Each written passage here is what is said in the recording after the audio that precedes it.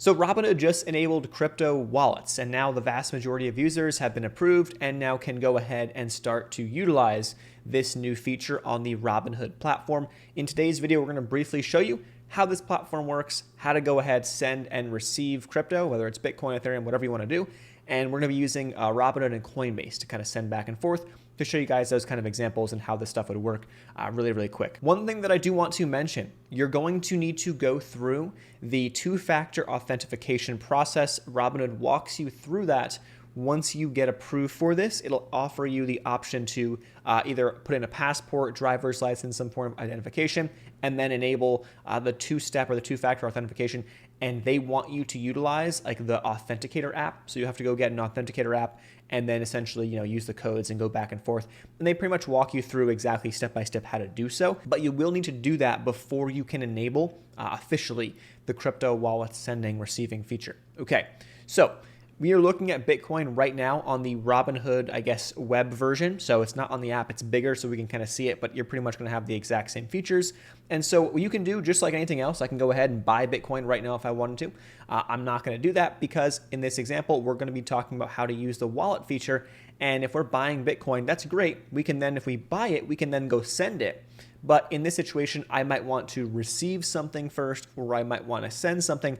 So let's talk about how that works. Really quick, I just want to walk you through what happened here. So I'm going to walk us through this, but here's kind of the timeline of how long this took as doing a test run before the video, because I want to make sure things work before I made the video, right? So I went ahead and on a Coinbase account, which by the way, I don't have very much money in the Coinbase or even the Robinhood accounts. I'm primarily using these accounts to demonstrate how this works for those who are going to be using this going forward and who want to kind of see how this stuff works. But I sent like $5 or whatever in Ethereum, and it takes, they told me, hey, it takes about 30 minutes to confirm. So this is what the first message you're going to get, or a notification. If you go to your messages section on like the web version, here's what you're going to see. It'll also pop up as a notification on your phone or mobile device, whatever it is. So they told me, hey, at 9:17 a.m. today, it takes 30 minutes for this to confirm, and they'll give me any updates along the way. Within a couple minutes, like less than 10 minutes later, here it is. Boom, my transfer is complete, and it's now available in my account. So I go ahead and check in on my $5 transfer, and what do we see? It's worth $5.06, as we got a little bit of a bounce on ETH right now. So you guys can see that the average cost is zero because I'm transferring. If I was to buy it on the platform, then I'll get an average cost. But because I transferred it to my Robinhood account, they're not going to give me an average cost. They're just going to tell me the quantity, how much of the portfolio is in this position, and then here it is. Okay, so now you're looking at this account and you're saying to yourself, okay, cool, awesome, great. How do I go ahead and do this? How do I receive some money into Robinhood? Or let's say that I have recurring deposits on my Robinhood and I don't want to hold crypto on Robinhood. I want to send it out, or I want to do this, or I want to send it to Coinbase. So let's walk us through how I can do that. You have the buy and the sell options right here. You're going to go to these three dots, okay? And on the mobile app, it might be a little bit different, but for the most part, you're going to have multiple different options: buy, sell, or they're going to say, I think, transfer. So if we go down right here, you can go see they can do limit orders, market orders, recurring investments, or send and receive. That's what it says. So the wallet transfers. So I'm going to click on the wallet transfers, and now this is the page, or this is the kind of the layout that I'm going to see. So I can go ahead and send my Ethereum right now, or receive. If I want to receive, what do I have to do?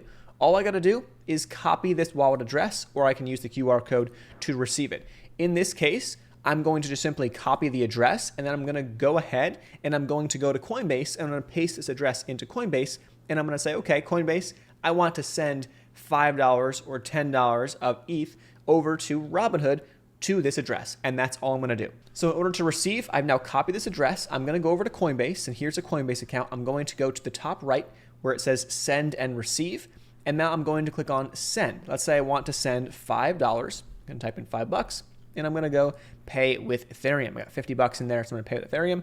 And then when it says to, this is where you're going to paste that Robinhood address right there. So I'm going to click on that, continue, and just like that, I can put a message if I want. Here we go. Now, in this situation, it's going to tell me, okay, here's the fee, here's a network fee, here's a Coinbase fee, blah, blah, blah. I'm going to send $5. It's actually going to cost me $8. So I'm going to toss a few bucks out the door for the purpose of this video, but I'm going to now click on send now. Okay, enter in your verification code, and boom, you'll be good to go. So this is going to be sent. I'm going to click on done, and now I'm going to go back over to Robinhood, and it's not going to show up just yet. So at this point, I should be expecting my balance to go to $10.05 depending upon the price fluctuations of Ethereum. But I go back to the messages and I go into here, and what I'm going to now see is I'm going to get a message very, very shortly.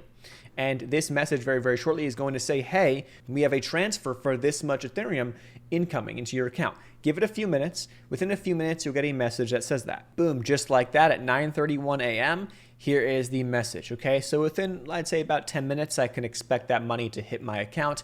And so we can actually go back over to Ethereum. And then within about, let's say 10 minutes or so, we should have that $10 roughly in the account, okay? Or at least our equity will be 10 bucks.